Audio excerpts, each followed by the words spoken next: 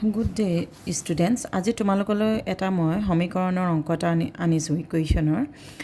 ইয়াত এইটো ফ্ৰেকশ্যনেল থকা এটা ইকুৱেশ্যন হয়। ইয়াত আমি ইজি মেথডত কেনেকৈ কৰোঁ, এনেইতো দেখাততো ইজি নিচিনাই লাগিছে, কিন্তু আমি যিহেতু এইটো এটা ইকুৱেশ্যনৰ অংক লগতে আছে ফ্ৰেকশ্যনেল আছে, তেতিয়া আমি এনেকুৱা অংকত LCM ল'ব লাগে।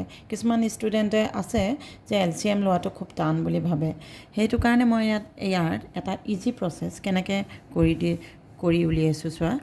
3 and 6ৰ LCM হৈছে 6। আমি কি কৰিম, সেইকাৰণে 6 দিয়ে প্ৰত্যেককে আমি 6 দিয়ে এনেকৈ ইনটু কৰি দিম। both side we multiplied with 6, তেতিয়া আমাৰ কি হ'ব, এই 3 এতিয়া ইয়াক 6ক কেঞ্চেল যাব, 2 6 কেঞ্চেল গ'লেই। তাৰপিছত আমি 2 into 6x plus 1, 6 into 1 6, ইয়াত থাকিলে x minus 3। এতিয়া যিহেতু ব্ৰেকেট আছে, ব্ৰেকেটটো আমি অপেন কৰিম প্ৰথমে। 2 into 6 12x plus 2 into 1 কৰিলোঁ 2 হ'ল plus 6 is equal to x minus 3। যিহেতু এইটো ইকুৱেশ্যনৰ আমাক যিহেতু এক্সৰ ভেলু উলিয়াব লাগিব, সেইকাৰণে এক্সখিনি আমি এটা ছাইডে লৈ আনো।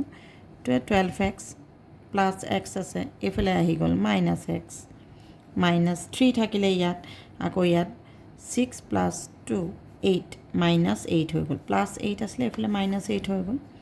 এতিয়া 12x মাইনাছ এক্স 11x হৈ গ'ল। এতিয়া চোৱা, ইয়াত আছে দুইটাতে একেই চিম্বল আছে, ছেম চিম্বল থাকিলে আমি প্লাছ কৰিম। 8 প্লাছ 3 11। তাৰপিছত ডাঙৰ নাম্বাৰটোৰ আগত যিহেতু 8টো ডাঙৰ, 3তকৈ মানে 8টো ডাঙৰ, 8ৰ আগত যিহেতু মাইনাছ আছে সেইকাৰণে মাইনাছ চিম্বল। তেনেকৈ শিকিলে মানে বস্তুটো বেছি মাইনাছ প্লাছৰ সেইটো ভুল নহয় আৰু।